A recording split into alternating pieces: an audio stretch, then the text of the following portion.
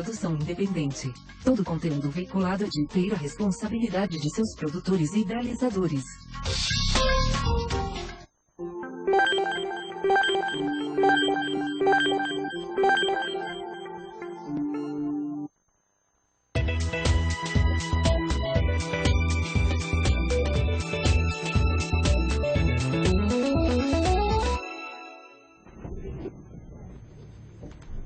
Olá, tudo bem? Como vão vocês? Hoje é sexta-feira, 27 de abril, nós estamos aqui no estúdio da AltV, o programa Sob Nova Direção começa agora. O Sérgio não pode vir aqui por alguns outros problemas e quem vai apresentar sou eu, Paulo Peixoto.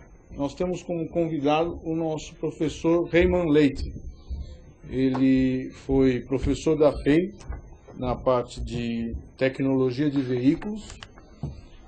Foi executivo da Ford e da Auto Latina de 1979 até 2000 e é autor de alguns livros. O Gestão de Projeto do Produto é o último deles. Tem os pneumáticos, desempenho em veículos e dicas para viajantes internacionais. Hoje nós vamos falar sobre projetos automobilísticos e nada mais indicado do que um professor que inclusive é coordenador de pós-graduação. Professor Raymond, um prazer tê-lo aqui, muito obrigado por disponibilizar o seu tempo para vir aqui bater papo conosco e eu tenho certeza que vai ser um bate-papo muito gostoso para todo mundo. Prazer é todo meu. Muito obrigado pelo convite. Professor Raymond, o senhor foi executivo da área de desenvolvimento de produtos de grandes montadoras. Como é essa área? Conta pra gente como é essa área numa montadora. Eu sou um pouco suspeito para falar, porque sou apaixonado pelo assunto. Mas é uma área realmente fascinante, entende? É onde você vê nascer o produto, vê desde a sua parte de planejamento estratégico, como é que ele deve se colocar no mercado, quais as necessidades que o seu cliente, o seu futuro cliente tem. E a partir daí você começa a fazer aquela concepção, fazer a concepção do produto propriamente dito e vai para as suas fases de projeto, protótipo, testes. E um belo dia você olha na rua e fala, eu ajudei a fazer um pedaço daquele carro ali. Eu acho que é uma sensação mais ou menos parecida com dos médicos que tratam de mulheres e fazem as crianças nascerem. Faz o parto. Exatamente, os obstetras. É muito gostoso sim. Então, quanto tempo demora entre um projeto, entre começar a entrar a ideia de fazer um automóvel e o automóvel começar a ser feito em série? Então, Paulo, o negócio é o seguinte, depende muito do projeto que a gente está falando. Você tem projetos muito pequenininhos, tipo, vamos mudar a cor do carro e as calotas, isso demora alguns poucos meses. E tem outros que vamos fazer um carro inteirinho novo, porque esse inteirinho novo também não existe hoje em dia. Sempre a gente está partindo de alguma coisa que já existiu, que já existe. Porque começar uma coisa com papel em branco é muito caro. Mas podemos dizer que, em média, hoje, um projeto de uma boa envergadura é uma coisa com 36 meses. Isso já foi 4, 5, 6 anos no passado, 48 meses, 60 meses. Mas uma série de alterações, aprimoramento na tecnologia, não só na tecnologia da construção, mas na questão de gerenciamento, acabou permitindo que esse prazo fosse encurtado cada vez mais. Então podemos dizer que um projeto grande para lançar um novo modelo, hoje nós estamos falando de 36 meses aproximadamente, com a tendência a diminuir. Cada vez mais encurtar? Sim. Nós temos dois amigos aqui no nosso estúdio que são outros convidados e fazem perguntas para nós também. O Cássio e o Glaucio. Pois não? No caso do romantismo dos carros conceito, ainda existe isso dentro da parte de projeto da indústria automobilística? Sim, existe. Aliás, você usou uma palavra que até era para eu ter usado e acabei esquecendo, né? A questão romântica, né? Porque quem vê as coisas de fora acredita que aquilo ali é um negócio assim como um filme de amor, que tudo acaba bem. E a coisa não é bem assim, né? Que as coisas fazem por amor à pátria ou por amor ao design. Tem muito sangue, suor e lágrimas. Mas a questão romântica propriamente ela não existe, porque aquilo é um negócio. E os carros conceito, como você falou, eles continuam existindo, tá? Porque eles nada mais são do que uma visão avançada do que poderá acontecer nos próximos anos, que estão longe da questão comercial ainda. Então, plataforma de desenvolvimento. Exatamente. Então você coloca num salão, né, e vê como é que o público reage àquele negócio. E depois, aos poucos, começa a tirar alguns conceitos aí que foram bem aceitos pelo público, começa a trazer para os carros de produção. Então, na realidade, aqui não tem nada de romântico, né? Ele é uma estratégia de marketing. Desculpe se eu desfiz um sonho, mas a coisa é mais ou menos assim. Não, é que aquele negócio, existe todo um posicionamento do público romântico em cima de carro conceito. Carro conceito, dificilmente um deles chega à rua. Aliás, são pouquíssimos exemplos de carros conceito que realmente chegaram à rua. Isso é bom para tirar um pouquinho essa visão só romântica que o pessoal tem. O conceito é desenvolvimento de plataforma, de ideias. A ideia, quando se fala em conceito, não é de fabricar aquele conceito como tal, e sim de utilizar alguns componentes daquele conceito, ou o conceito não propriamente dito. É que nem desfile de moda. Você vê desfile de moda, as mulheres com as penas, com as latas, com espelho, fala, mas quem que vai usar esse troço na rua? Ninguém, né? Ninguém usa aquilo. Ninguém usa, mas aquilo acaba dando o tema da moda, coisa... Inclusive, aproveitando então agora sobre o carro conceito, tinha uma notícia que eu ia dar por último, mas eu vou dar então em primeiro. O Lamborghini lançou o seu carro conceito, o Lamborghini Urus. Urus por quê? Porque o Urus foi um antepassado dos bois, e o Urus era uma espécie tão grande, tão impactante, que a Lamborghini usou exatamente o Urus. O Urus, só para se ter uma ideia, de largura, entre os seus ombros, havia 1,80 m. Era um touro daqueles, para aguentar. É um carro de boi conceito. Então. É um carro boi conceito, isso aí. Mas a Urus é descomunal. Mostra aí, produção, as fotinhos da Urus. Dá uma olhada no carro conceito do Lamborghini. Que maravilha de carrinho. Esse carro começa a ser produzido a partir de 2017, se for de fato produzido. E é um carro que tem mais de 600 HP.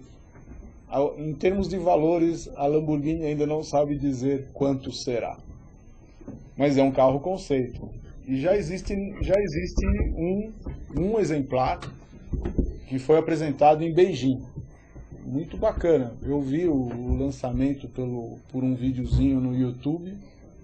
Perfeito. Adoraria ter um carrinho daqueles. Bom, professor, se alguém tiver um interesse em seguir a carreira de desenvolvimento de projeto automobilístico, como ele faz?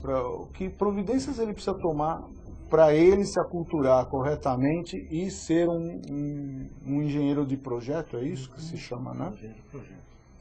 Então, eu diria o seguinte: primeiro tem que ter tem que ser mordido pela mosquinha, né?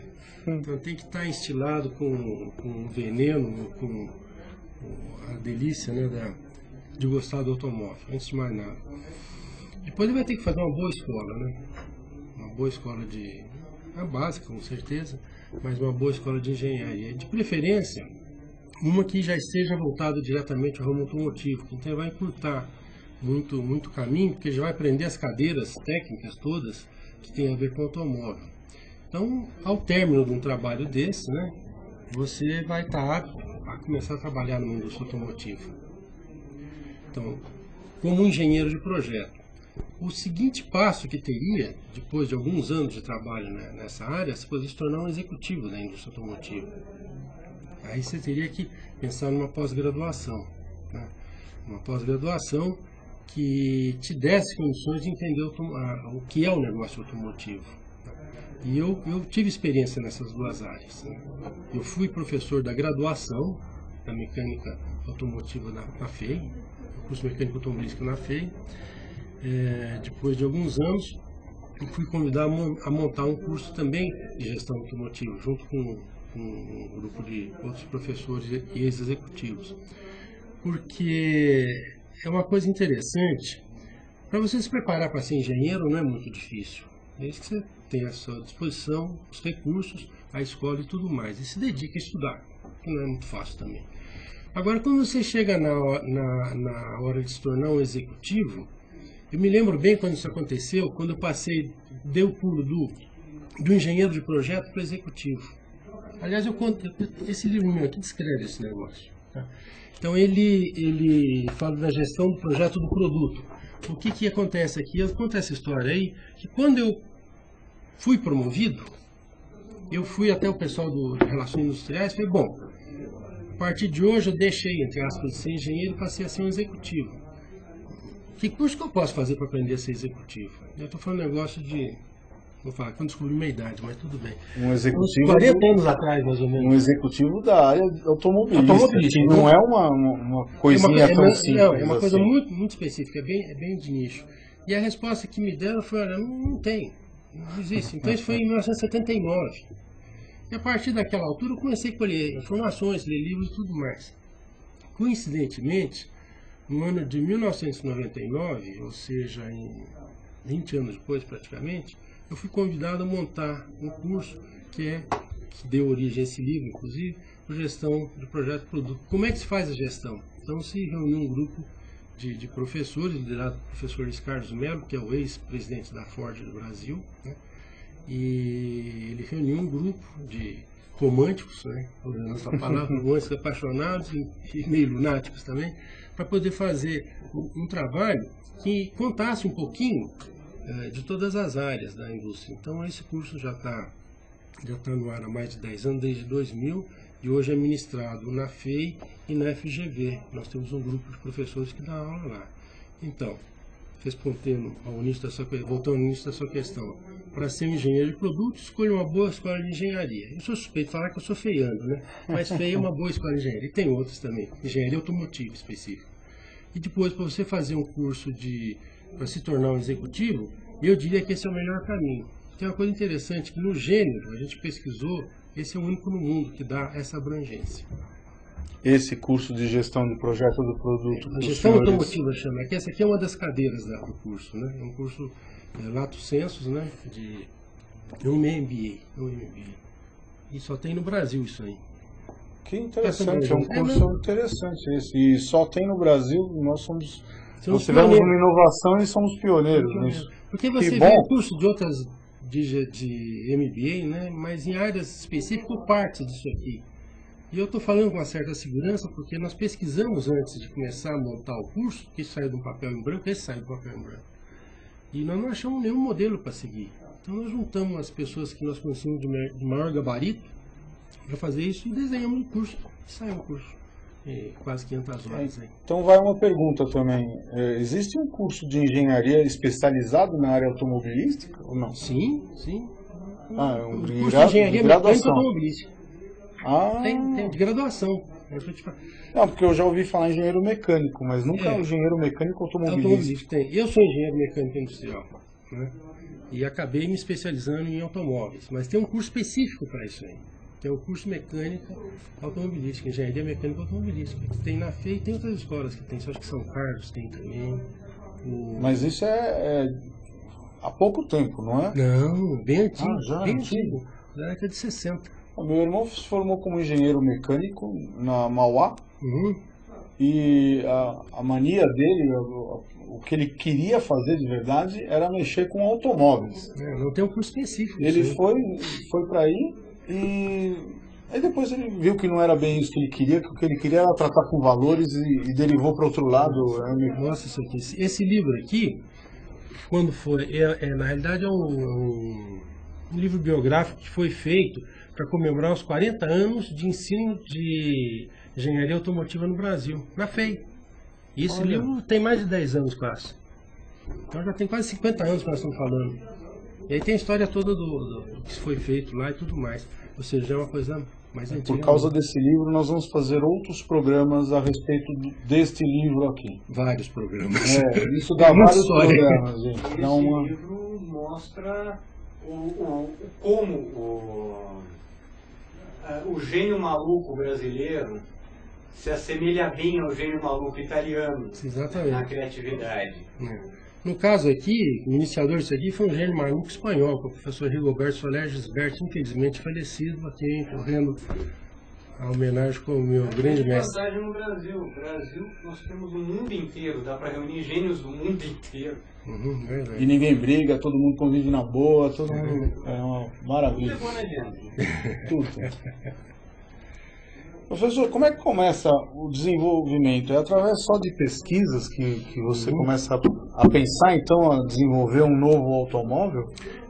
Estou folheando. Ou é, ou é uma assim, briga de marketing que há e... Não, é uma coisa muito bem disciplinada e muito bem organizada, sabe? O que acontece é que você sai de uma pesquisa de mercado. Existe uma coisa que chama planejamento estratégico na empresa. Você faz com visão 5 anos em geral. E a cada ano você renova essa visão. Pega o ano que passou, joga fora e põe o 5º ano de novo. Então a partir daí você começa a verificar o que poderá estar acontecendo em termos de mercado lá na frente, dali a 5 anos.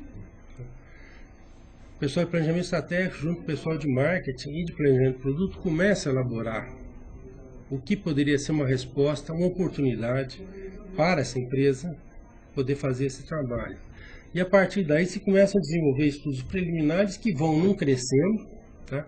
De tal forma que você possa ter, depois de um lapso de tempo, um conceito a ser apresentado à sua diretoria. Então, você vai com umas quantas propostas, e às vezes passou uns 6 meses, um ano mais ou menos, você vai com umas propostas para essa diretoria, e essa diretoria fala, bom, vamos supor, dessas 5 vamos continuar explorando essas 3. E essas 3 você volta para a prancheta, continua trabalhando um pouquinho mais, sempre trabalhando de uma maneira coesa, engenharia, marketing, planejamento e as demais áreas da empresa.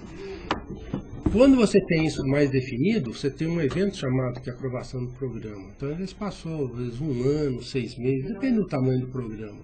Que aí está definido o programa que nós vamos fazer, quer dizer, a família de veículos, quando eu falo programa, me refiro a uma família de veículos que vai ser feita, é esta que foi definido. Já foram feitos estudos de lucratividade, que é fundamental, que é aquela história do romantismo que nós falamos agora há pouco. Ninguém faz carro porque é bonito fazer carro, faz carro porque dá dinheiro. Às vezes, atualmente está dando dinheiro, no ano passado já deu muito prejuízo. Então, a partir desse ponto, você começa a fazer o desenvolvimento propriamente dito daquele veículo que vai ser lançado ali 1 ano e meio, 2 anos, lá para frente. Então, faz o projeto, simulação matemática, constrói protótipo, faz teste, até que chega o dia de fazer a produção. Então, tudo isso é muito bem disciplinado. E essa disciplina toda é o que a gente descreve nesse livro aqui, Gestão de Projeto e Produto. E a indústria automobilística é excelência no cenário de 100 anos está fazendo isso. Muito bem feito. Só para vocês terem uma ideia de quanto dinheiro dá, o lucro líquido da Fiat Industrial cresceu 70% nesse trimestre. Primeiro trimestre desse ano já cresceu 70%. Ao mesmo tempo, a Fiat, a Chrysler, que é agora um braço da Fiat, e a América Latina é que salvaram o resultado da Fiat. Esse 70% deve-se à Chrysler e às vendas na América Latina. A Chrysler teve o melhor trimestre dela desde que ela passou a ser controlada pela Fiat. Então, professores verem que a indústria automobilística é bem tocada, mas é feita a valores vultosos, não? E com muita disciplina. Aqui eu estou pegando, será que dá para mostrar? Essa figura aqui, é mais para cá. Só foi um pouco de close. Aqui ela não vai dar. Mas aqui mostra um esquema geral de como é que tudo isso que eu falei está descrito nesse gráfico aí, e é um dos capítulos do livro, que vem desde a concepção inicial dos carros conceitos que entra nessa questão, tá? O pessoal de tecnologia avançada começa a trabalhar com isso e trazer subsídios para que a gente possa... Muitas vezes já em determinados filões que já se sabe que vai haver uma necessidade naquele filão. Sim. De veículos. Isso faz parte do planejamento estratégico. É o primeiro passo, na realidade. E é difícil, porque imagina o que vai estar faltando no mercado aqui 3, 4, 5 anos. Uma bolinha de cristal mais ou menos boa, viu? Bem polida. Sai de fato bem polido. E tem uma lucratividade bem interessante. Continuando nessa parte de lucratividade, a receita automotiva da Peugeot, Citroën, caiu 14%. Eles atribuem isso às vendas fracas na Europa, que comprometeram o faturamento. Em compensação, nós brasileiros vamos ter um investimento que é a maior da história da indústria automobilística aqui dentro. 35,5 bilhões serão investidos até 2015, só nesse setor de automobilismo. Quase 9 bilhões será a média anual dos aportes. Daqui até 2015, vai haver um aporte de quase 9 bilhões por ano. E 3,5 bilhões é o aporte estimado para os novos players que vão entrar. O que nós vamos ter daqui até 2015 é um crescimento enorme. Você está falando uma coisa muito interessante. Eu acho que nós estamos vivendo uma era de ouro que nunca se viveu antes aqui. Se viveu uma era romântica, que eu peguei uma parte dela no meu começo de carreira, e a partir daí começou um declínio, que foi uma época muito ruim que teve no Brasil. Montadoras começaram a ir embora, pela hiperinflação, enfim, aquele negócio todo. E agora, uns 5 anos para cá, a indústria começou a crescer e o Brasil está se firmando como uma grande potência mundial, graças a Deus. Chegou o futuro para nós. Eu sempre falo, o Brasil é o país do futuro. Chegou, graças a Deus. E nós estamos podendo assistir. Então eu falo o seguinte, gostaria muito de estar me formando em engenharia mecânica automobilística hoje, com a experiência que eu tenho, para poder usufruir de tudo isso aqui. Entende? Porque é uma época maravilhosa. Assim. Eu falo isso muito com meus alunos. Vocês não têm ideia da época que vocês estão vivendo. Não tem, mano, porque é uma coisa assim maravilhosa em termos de recursos, do que está sendo colocado à disposição, das possibilidades de trabalho, de desenvolvimento e tudo mais. Está se trabalhando suando sangue, mas isso sempre aconteceu na realidade. Talvez um pouco mais agora, que é a questão da telecomunicação facilitada. Então você faz um projeto que é nível mundial, então quando você acaba de fazer a sua parte do projeto aqui, entra um chinês lá do outro lado do mundo, um japonês e continua, e na manhã seguinte chega você. E de repente tem que fazer uma reunião, que tira da cama às 3 horas da manhã. É mais ou menos assim. Às vezes não é nem isso. Eu estava vendo, teve eu não lembro qual é o carro da Fiat, que foi desenvolvido em conjunto ao mesmo tempo, Itália e Brasil. Sim. Projetista aqui, projetista lá, um mexia um pouco aqui, outro mexia um pouco lá, batia um papo pela internet. Eles desenvolveram o projeto inteiro, de ponta a ponta, com as engenharias, uma em cada país. É verdade. A Ford agora anunciou vamos dizer assim, a modernização do EcoSport. E eles chamaram de Kuga. Esse Kuga foi desenvolvido dessa forma que você está me falando. E a comunicação é em termos globais. O carro eles chamam como o primeiro SUV compacto global. Esse EcoSport é um projeto brasileiro, né? Então. Sim. Foi o último projeto que eu participei enquanto eu estava na Ford. Em cima do chassi de outro modelo adaptado para SUV. Né? Exatamente. Foi o que aconteceu lá. Foi o último projeto que eu participei. E a informática, hoje, em particular a internet, permitiu tudo isso. O desenvolvimento de tecnologia de informação foi tão grande que foi o que permitiu reduzir daqueles 60 meses para os 36, ou 28, ou 24 que a gente está vivendo agora. Né? Isso a gente discute bem nesse livro aqui. O marketing é capaz de alterar um projeto substancialmente ou não? Ele entra como aporte? Veja uma coisa. Esse negócio de modificar substancialmente o projeto é um pouco complicado, custa muito caro. Muitas vezes não se consegue fazer isso. O que se pode fazer, o que se preconiza fazer, é que no começo do projeto, todas as atividades que de alguma forma vão ter algo a ver com esse projeto depois de pronto, estejam presentes. Falando em termos figurados, quando o papel está em branco, quando o tubo está em branco ainda, chama todo mundo e fala, olha amigos, nós vamos começar um projeto de um carro novo. Sabe aquele troço que você sempre reclamou que a porta tinha dificuldade para regular aquele barulho? Diz o que é, porque eu vou corrigir isso para o engenheiro, entende? Falando de uma maneira bem simplificada, lógico. É o que a gente chama de engenharia simultânea, ou de processo de desenvolvimento simultâneo, mais apropriadamente. Então você tem que chamar o pessoal de planejamento estratégico, finanças, de marketing, de manufatura, controle de qualidade, engenharia, lógico que é quem está, que é o anfitrião, é o pessoal de serviço que muitas vezes é esquecido. Quando eu dou aula, eu falo, pergunto para os alunos, mas qual seria o filme que melhor caracterizaria o pessoal da área de serviço, de peça, acessório? Eu Esqueceram de Mim. Esses coitados só ficavam sendo lembrados no último dia, quando o carro já estava pronto para sair. O chão de oficina é muito importante, porque eles têm um contato direto com o cliente. Eles sabem exatamente o que o cliente é a trincheira da frente, né? Exatamente. Então, nessa hora que você está com o papel em branco, você tem que chamar todo mundo para poder dar esse dar palpite não, para dar a sua opinião, que não é um palpite, é uma coisa muito abalizada, porque tem experiência. O pessoal de serviço, controle de qualidade, sabe muito, e tem muito a contribuir com a engenharia. E a engenharia tem que estar aberta a receber essas sugestões.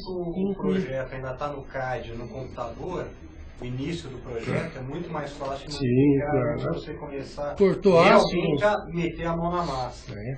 Nessa altura dá para fazer alterações, mas fora disso não. É muito difícil. Você tem, uma vez definido o projeto, iniciado o protótipo, para você ter uma ideia, você tem cerca de 80% dos custos do projeto definido, do produto definido. Então, como é que fazer uma grande modificação se 80% já está congelado? Tem 20% de margem. E aí o teu budget é fechado. Está fechado. Porque é muito dinheiro que envolve isso. Aí não tem como trocar. Não tem, não. Só sem ver algum defeito em termos de segurança, por exemplo. E é interessante, como vocês falaram, o marketing tem condição. Ninguém tem condição de fazer nada sozinho na indústria. O projeto do automóvel é um trabalho feito essencialmente por uma equipe. Eu costumo sempre comparar a engenharia com medicina. Eu sei que talvez porque meu pai tenha sido médico, mas você não vê um cirurgião entrar numa sala de cirurgia sozinho com o bisturi na mão e começar a cortar a gente. Ele vai pegando umas 15 ou 20 pessoas atrás dele, ao lado dele. Projeto de automóvel é a mesma coisa, é um trabalho de equipe, não tem esse. Né? Esse time, então, é um time. É um time que vai resolver o projeto. Que vai, ele bota item a item o que é o projeto, discute, esgota e bota para frente. Exatamente, e aí começa a definir a partir daí. Eu tinha outra ideia. É uma ideia romântica, foi um engenheiro que criou. Isso não existe, gente. Sinto muito decepcionar. Tem um grupo que cria. É uma criação sempre de grupo. Lógico que tem uns que tem mais influência que outros. Você pega exemplos assim muito fortes. Não sei se você conhece a história. O Luc de Ferran é um executivo da Ford que tratou do export também. Mas quando nós trouxemos, ele era engenheiro-chefe. Eu trabalhei muitos anos com ele. É uma pessoa brilhante.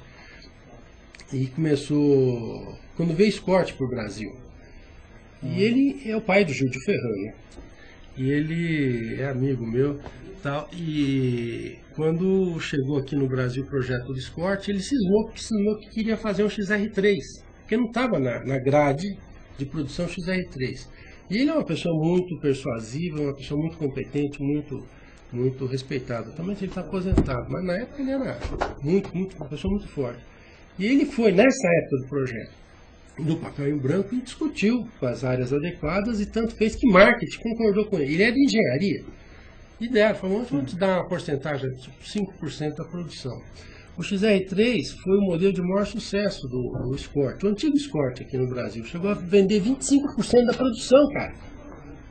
Nossa. Então, essas coisas acontecem, né? Mas é exceção, e o Luke é um cara... Eu tive um XR3. Quem que não tinha? Aquele azulzinho, bonitinho. O meu era todo equipadinho. Era um carro... O meu tio era gerente de vendas da Ford Tratores. E eu comprei dele um XR3. XR3 todo equipado. Eu dava prosa naquilo ali.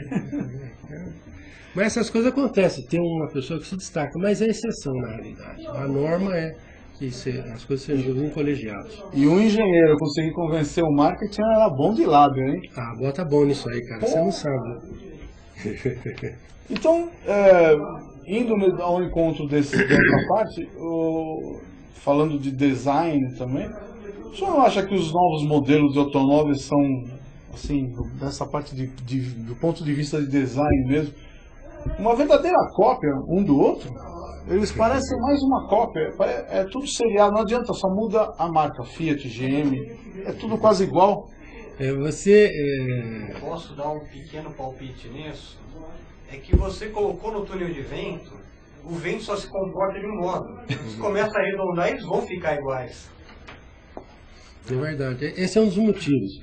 O outro é o seguinte, que tem legislações agora, que estão na Europa já sendo implementadas, nos Estados Unidos, no Brasil ainda não chegou, mas já se fala nisso, que nós tivemos um longo período de proteção ao motorista, depois a proteção aos passageiros, e agora nós estamos começando a falar de proteção ao pedestre. Então se você olhar quando você fala que é tudo igual, você repara que todos os veículos, inclusive esse que você acabou de mostrar aí, o Lamborghini, ele tem uma frente rombuda, bem rombuda, e todos estão com essa cara. Porque tem uma legislação que se você atropelar uma pessoa, tem um limite tolerável de ferimento que essa pessoa pode sofrer dentro de certos critérios. Isso é feito com os bonecos que a gente faz. Então os carros precisam ser rombudos, que é esse carro pontudo, que nem esse que nós fizemos aqui, esse esportivo, você batia no carro, quebrava as pernas do camarada, isso não pode mais. Então a situação, o carro fica com uma frente meio rombuda, e quando ele está em pé, ele é atropelado, ele tem que deitar em cima do carro, de tal forma que ele não se machuque. Então, além da questão de aerodinâmica, que você muito bem colocou, tem essa questão de legislação. E estão falando, inclusive, de fazer uns airbags no capô, de tal forma que quando o cara bate, o cara já deita no travesseirinho ali. Já cai no macio. Já. Então, acaba levando a essa situação. Desse jeito vai ter muito cara preferindo ser atropelado do que cair bêbado na rua. E também tem outra coisa, quer dizer, a questão da competição, ninguém quer ousar demais, porque tem muito dinheiro envolvido, o medo de lançar um negócio que seja muito diferente. Precisa ser muito valente, entre aspas, para poder fazer isso. Mesmo assim, você encontra certas diferenças. Sim, por exemplo, o Lamborghini, ele tem umas coisas que são iguais aos outros, mas ele consegue fazer com que aquele SUV fique atrativo e diferente dos outros. Esses designers são bárbaros, viu? Hoje em dia, uma opinião que eu tenho, eu acho que todas as marcas estão seguindo meio design alemão, né? Então, meio assim, a linha dos Audi, acho que o design alemão meio que predominou, assim, pelas outras. É que a imagem do alemão de qualidade é uma coisa muito forte, né? Embora os japoneses hoje, coreanos também tenham. Mas quando você fala que você tem um carro alemão, você fala, Então, essa imagem de muito cuidado, de muita qualidade, e eu sei porque eu trabalhei na Volkswagen, na época da Auto Latina, e eu concordo com isso, é muito forte. Então, eles acabam predominando também. E são um pouco mais espartanos, né? Que, assim, em termos de design. As outras marcas meio que imitaram meio o design deles, né? Exatamente. A minha impressão meio essa, assim. Porque é uma marca que tem valor agregado. Entendeu? Você olha um desses carros coreanos sem demérito nenhuma, nessas marcas mais novas, tem tantas aí, não é nem lembro. Mas você fala, você quer botar uma marca de um carro desse aqui no teu carro? Ou você prefere botar um carro alemão, uma BMW, por exemplo? Não, é para dar BMW, vale muito mais dinheiro isso aí. Não que você vai trocar o logotipo, mas só como uma ideia. São marcas que têm um grande valor agregado. Tá? E aí procura, como não pode copiar o logotipo, copia o jeitão do carro. O que acontece também? Mesmo marcas que não são tão conhecidas pela tecnologia e tudo, elas agregam um outro valor. Volkswagen, por exemplo, remete a Ferdinando Porsche. Sim, também. Mas a Volkswagen tem muito de qualidade, né? Não, tem. A marca que você confia, não o slogan dele. Mas ele é confiabilidade. Um carro mais popular. Sim. Comparando-se com o BMW. Claro. Mesmo assim, o nome Volkswagen sempre vai remeter a Ferdinando Porsche. E falou alemão, você fala em tecnologia, não tem jeito, tá muito bem associado. Quer dizer que o item segurança do automóvel, por causa da legislação, passa de ser um artigo de luxo para virar um componente de série. Obrigatório. E ninguém põe equipamento de segurança no carro porque acha bonito também. Pode ser uma jogada de marketing muito... Mas porque não é reconhecido como valor pelo próprio cliente, né? Você fala, bom, você quer ter um carro com estofamento de couro ou com airbag? Tá bom. Eu prefiro somente couro, vou sentar todo dia, airbag, sei lá quantas situações vai explodir na minha cara. Você não paga, se você tiver que pagar por isso. Se for de graça, tem injeção na cabeça. Mas agora existe uma legislação que te obriga, e que vem obrigando cada vez mais a você colocar esse equipamento de segurança no carro. Então, se não colocar, não vende. Graças à legislação, nós começamos a ter carros mais Com seguros, certeza. melhor, de melhor segurança não só para o seu motorista e passageiro, mas também Agora também para o pedestre. Também. Então aquela formulinha de isso eu conheço. Você vai fazer uma propaganda de automóvel, você põe. Vamos fazer uma propaganda. Então vamos mostrar o status, poder, o design, a potência. Isso vai gerar venda. Então agora não. Sim. Você faz tudo isso, mostra tal, mas você tem a parte de segurança. Você é obrigado a ter. Porque não adianta você falar, compre meu carro que tem airbag, tem barra de proteção lateral, tem sistema antifuscante no... Não é. Infelizmente o cliente médio, o comprador médio não reconhece esse barro. Não reconhece mesmo. Então, aquele modelo da Volvo, o Volvo 80, que foi considerado o carro mais seguro do mundo na época, quase não vendeu. Pois é. Porque não era a segurança a prioridade do comprador, era a beleza, estética, motor. Você sabe uma... Fala. Talvez ninguém compre carro pensando em ter um acidente, né? Se compra carro pensando em correr. Pior que isso. Pior que isso. Muito pior. Ele compra o carro para mostrar para o vizinho que ele tem um carro. Ele precisa comprar um carro grande o suficiente para caber o ego dentro. A compra do automóvel é totalmente emocional, é egóica, não adianta. Então quem compra o teu carro, quem escolhe o teu carro... Não é para todo mundo, né? Para caber o ego dele. Entende? Então o camarada não quer saber se tem um carro funcional, prático, não. A compra é emocional. Ou seja, é uma decisão egóica que você faz, e você faz. Para parecer difícil comprar um carro tecnicamente. Mas hoje em dia você vê a propaganda é feita, tudo tal, mas a venda tem a opinião da esposa. Sim. E é ela quem dá a opinião final. Se ela gostar do automóvel, o automóvel está vendido. Senão não adianta, você pode fazer o que você quiser, que ela não vende.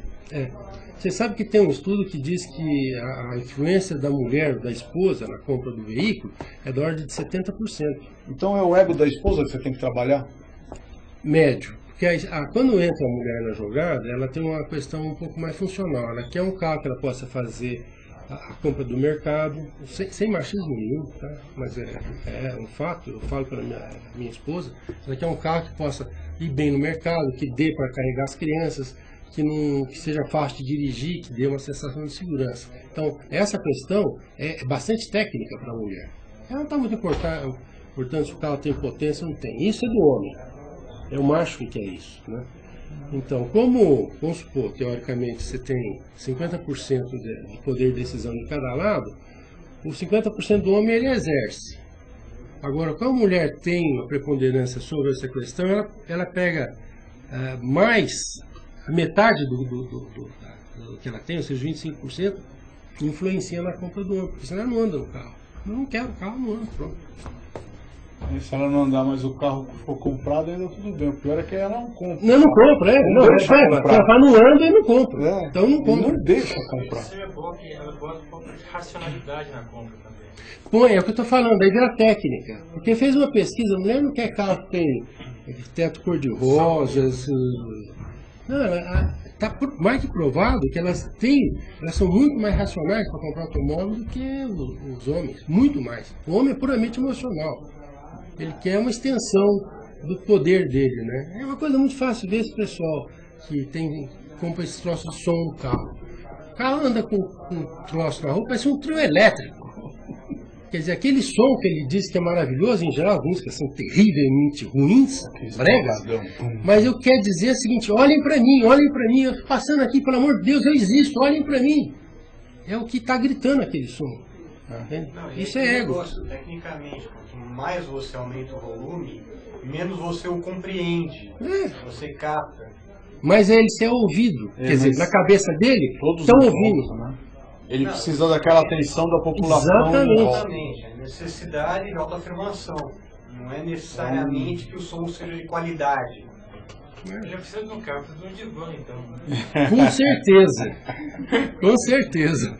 Muito bem definido, nunca tinha pensado nisso. Quer dizer, então, que o legal é quando você for comprar carro, você homem for comprar o carro, é legal você levar uma mulher, porque ela vai, você garante ela qualquer vai racionalidade na compra. ela vai ser racional, você vai ser aquela parte emocional que não presta. Eu, particularmente, sou muito racional para comprar carro. Muito racional. O senhor não conta, o senhor tem anos e anos nessa indústria. Não, mas poderia ser o contrário. Mas por exemplo, eu sou um dos poucos brasileiros que gosta de carro branco. Quando eu era executivo da Auto Latina, então quando se fabricou a última Belina, o último mês de fabricação, coincidentemente era o mês de eu ia tirar o carro. Que carro que uma Belina branca, quase apanhei em casa. Falei, isso é uma ambulância. Eu falei, mas daí, meu, eu gosto de carro branco. Qual o problema? Eu sou fã de carro branco, Kinder Ovo. Então, eu tive 5K já.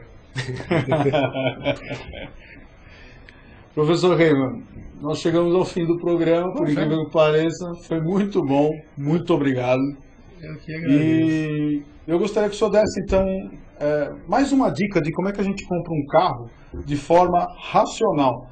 E depois disso a gente passa o vídeo, nós vamos passar um videozinho sobre a Copa DKV, que ela vai ser muito legal. Nós vamos falar sobre ela mais vezes, vocês vão ter aí uma coisa. Então, eu diria o seguinte, para uma compra racional, acho que a primeira coisa que você tem que perguntar a você mesmo, você quer comprar um carro com uma ferramenta de trabalho, transporte e segurança, ou você quer comprar um carro para aparecer? Entende? Se você quer comprar um carro para aparecer, compra, manda niquelar as orelhas, enfim, você vai aparecer muito bem assim. Mas se você fazer comprar algo que você tem realmente necessidade, é muito comum ver isso dos jovens. Eu vou comprar, quando os jovens já não perguntam mais da família. Pô tio, vou comprar um carro, quanto você tem de dinheiro? Tanto. Então compra o carro mais barato do Brasil, que é o Fiat, 0 km. Ah, mas tá louco andar de Fiat? Você quer um carro que vai te levar, vai trazer, que é econômico, que é confiável e é baratinho? E o melhor carro do mundo é o carro zero. Não, ele prefere comprar um carro de 2, 3, 4 anos atrás, mas tem com condicionado, com vídeo, com isso aqui, aquela porcariada toda. Então, sabe, tem que ter um carro para aparecer. Compra para aparecer. Compra fantasia de carnaval, fica muito bom também. Não, mas a compra racional é, para que eu quero esse carro? E se você quer para aparecer, seja racional também. Compre um que apareça bastante. Ou quer um carro utilitário, procura ver as suas necessidades de locomoção, sua disponibilidade, o que você pode gastar em termos de manutenção com o carro, enfim. É mais ou menos por aí. Mas é muito difícil. Mesmo eu que compro muito racionalmente, eu acho emocionalmente também. É isso é inerente ao ser humano. Gente, bom final de semana, até a sexta que vem. Vamos ver o vídeo da DKV. Um abração. Olá pessoal, meu nome é Alfredo Guerre, estou organizando uma corrida de DKVs, que nós estamos chamando de Copa DKV. Essa Copa DKV vai contar só com carros DKV e é uma homenagem ao primeiro carro nacional que foi fabricado em 1957 com 60% de nacionalização em peso. Escolhemos esse carro por ser um carro totalmente diferente, que é um motor 2 tempos, que fazia muito sucesso nos anos 60, ganhava muitas corridas, eram carros pequenos e bastante modernos na concepção, tração dianteira e tudo mais. A Copa DKV vai ser realizada em Piracicaba, no Autódromo ISB, Autódromo de Piracicaba, nos dias 26 e 27 de maio. Conto com vocês lá, não percam, vai ser uma coisa muito bacana, totalmente diferente, com carros de época, e vai ser uma coisa inesquecível. Vamos ter todos os pilotos antigos que vão aparecer correndo na década de 60. O Mário Sérgio Camargo Filho, o Bob Charlie, enfim, o Francisco Almeirão e todos eles. Conto com vocês lá, não faltem.